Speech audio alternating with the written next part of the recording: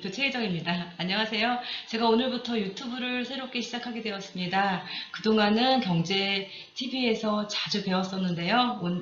앞으로는요, 경제TV 외에도 이렇게 제 사무실, 이 공간에서 유튜브 방송을 통해서 더 따끈따끈한 정보로 시청자 여러분들을 찾아뵙도록 하겠습니다. 예, 오늘은요, 날씨 정말 좋은데요. 개나리가 활짝 피어있고 진달래도 피어있는 정말 너무 좋은 계절이죠. 바로 봄입니다. 바로 뛰쳐나가서 자연을 만끽하고 싶지만은요. 오늘 중요한 시간입니다. 취득세입니다. 취득세 오늘 아주 알차게 준비했습니다. 아주 간단 명료하게 알기 쉽게 해석해 드릴 거니까요. 잘 시청하시고요. 잘 실생활에 부동산 거래하실 때 잘 적용하셔서 거래하실 때 편안한 그런 거래 가져가실 수 있도록 도움 드리도록 하겠습니다. 예, 그럼 취득세 바로 들어가 볼게요.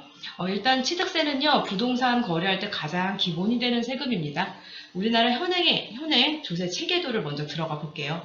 국세 14개와 그리고 지방세 11개, 총 25개로 구성이 되어 있고요. 우리 취득세는요, 지방세 안에 들어가 있고요. 이 지방세는요, 지방자치단체가 부과하는 조세다라고 보시면 되겠고요. 세수의 용도로는요, 세수의 용도를 특정하지 않고 일반 경비에 충당한다는 보통세에 해당됩니다. 그리고 부동산을 팔 때 또 양도소득세 있죠. 양도소득세는 국세 중에 이 소득세에 들어가고요. 또 보통세에 해당이 됩니다.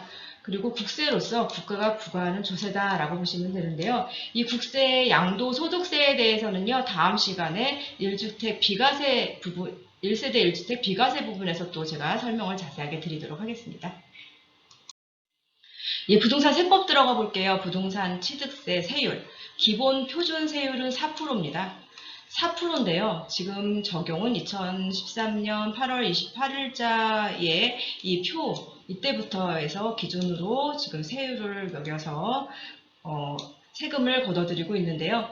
표준 세율은 4%입니다. 이 4%인데 부동산의 경기 상황에 따라서 세율을 올리기도 하고 낮추기도 하면서 이 부동산 거래 활성화나 규제 그런 부분에 활용되고 있습니다. 이 취득세는 계속 이렇게 바뀌어 오는 그런 과정에 있다라고 보시면 되겠고요. 한번 보시죠. 구분에 대해서는 취득세 구분에 대해서는 주택과 주택 외의 것들, 도시형 주거용 오피스텔 같은 경우, 또 토지 상가 공장 같은 거, 주택 외에, 보통은 주택이나 주택 외의 거래들이 많죠. 그리고 농지, 상속, 증여, 그리고 신축 등의 원시 취득하는 경우가 있습니다. 구분해서 보시면은요, 이 세율의 차이의 기준이 이 금액대별로 있고요. 또 면적대별로 있습니다. 금액은 6억 원 이하, 또 9억 원 초과로 해서 1%, 3%가 적용되고요. 2020년 1월 1일부터는요, 이 중간에 구간이 생겼습니다. 이 중간 구간으로 해서는 또 계산식이 있죠. 이 계산식으로 해서 취득세 세율을 계산을 하게 되는데요. 예를 들어서 7억이다. 취득 당시 가액이 7억이다 하면 이렇게 계산식을 넣어서 하면은 1.67%가 되고요. 그리고 9억을 초과했다. 9억 원으로 했어요. 9억 원으로 했을 경우에는 3% 정도가 세율이 계산이 됩니다. 이렇게 세율 계산은 이런 식으로 한다고 하는 거 참고하시면 되겠고요. 이 외에도 주택 외 농어촌 특별세, 지방교육세 합쳐서 주거용 오피스텔이다. 예를 들어서 주거용 오피스텔 하면 4.6%가 되고요. 간단하게 말씀드려서 농지는 3%, 취득세에서 이제 부가세는 같이 또 부과가 되겠지만 상속세는 2.8%, 증여세는 3.5%가 과세가 됩니다. 그리고 여기서 이제 포인트로 말씀드릴 거는요. 이 농어촌 특별세는 국민주택 규모 이하는 비과세이기 때문에 여기 세율에 적혀져 있지 않은데요. 여기서 또 중요하게 봐야 될 부분은 수도권을 제외한 도시지역이 아닌 읍면지역 같은 경우에는요. 국민주택 규모가 100제곱미터라는 거 참고로 아시기 바랍니다. 예, 여태까지는 이렇게 일반 세율로 해서 취득세가 어렵지 않았어요. 하지만 710 대책, 2020년 710 대책으로 해서 중과세에 대해서 발표가 났습니다. 그리고 8월 12일, 2020년 8월 12일 이후부터는 취득세에도 중과세가 지금 부과가 됩니다.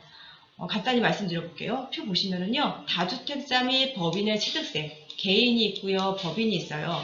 이 중과세는요, 주택 수와 조정 지역에 있냐 비조정 지역에 있냐에 따라서 세율이 달라집니다. 이 중과 세율이 달라지는데요. 내가 주택이 없는데 한 주택을 구입을 하는데 비조정 지역이냐 조정 지역이냐 상관없이 1에서 3%를 해서 과세를 하고요.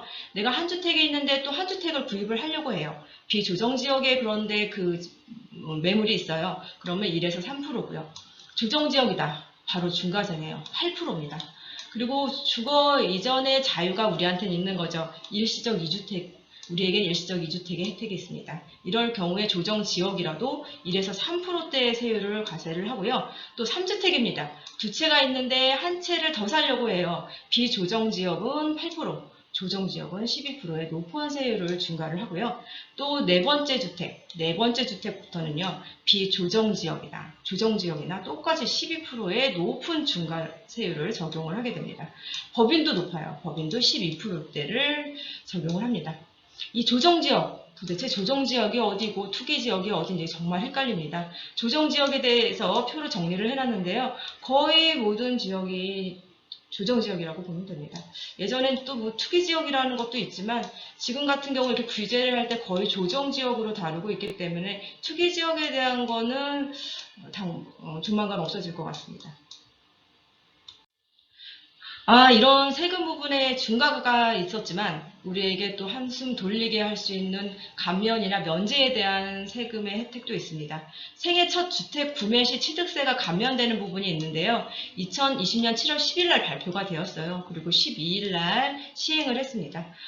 감면 대상자에 대해서 말씀드리면요. 생애 최초로 주택을 구입했을 때 가격적인 면의 제한은 수도권은 4억, 비수도권은 3억 원이고요. 주택 면적은 면적 제한 없습니다.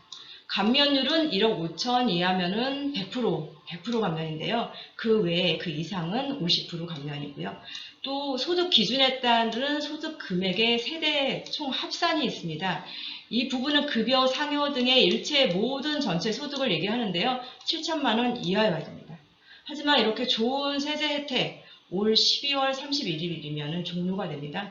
연장이 되었으면 좋겠죠. 다음 부분 또 말씀드릴게요. 면제 혜택이 있습니다. 주택 임대사업자가 신축 분양주택 구입할 때인데요. 아파트는 안타깝게도 면제 대상이 아닙니다. 그리고 조건이 있어요. 임대용 부동산 취득일로부터 60일 이내에 임대사업자 등록이 필수로 필요합니다. 또 면적 기준도 있어요. 60제곱미터, 전용 18평이죠. 18평 이하일 때는 100% 감면인데요.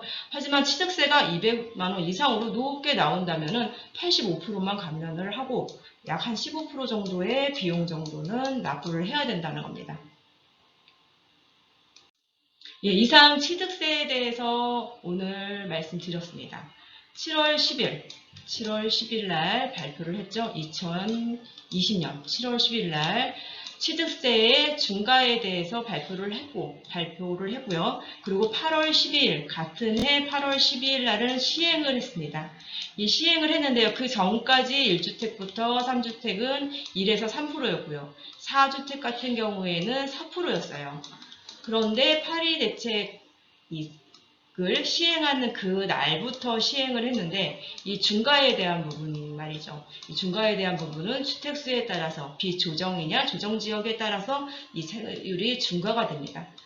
우리가 이 법안을 발표를 했을 때 시행을 했을 때 또 어떤 방법으로 적용을 하는지를 정확히 알아야지 부동산 거래를 하셨을 때는요 실수가 없습니다. 내가 가진 자금으로 어떤 작은 계획을 할 때는요 이런 세금이 정확하게 서 있어야지 이 계획에 차질이 없는 거죠. 제가 오늘 아주 지루하지 않고 간단하게 명료하게 취득세에 대해서 분석하고 표를 안내를 해드렸는데요. 제가 알려드린 정보 잘 참고하셔서 이 부동산 거래하실 때 참고하시면은 많은 도움 되실 겁니다.